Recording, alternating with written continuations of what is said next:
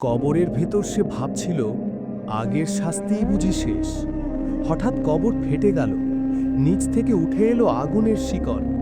ফেরেশতা বললেন, শবে বরাতের রাতে আল্লাহ যখন ডাক দিয়েছিলেন, তুই তখন ঘুমে আর গুনাহে ছিলি। শিকলগুলো গলায় হাতে পায়ে জড়িয়ে ধরল, আগুনে পুড়ে মাংস ঝরে পড়ছে। হঠাৎ কবরের ছাদ খুলে গেল, উপর থেকে পড়তে লাগলো জ্বলন্ত পাথর। সে চিৎকার করে বলল, হে আল্লাহ, এক রাত, শুধু এক রাত দাও।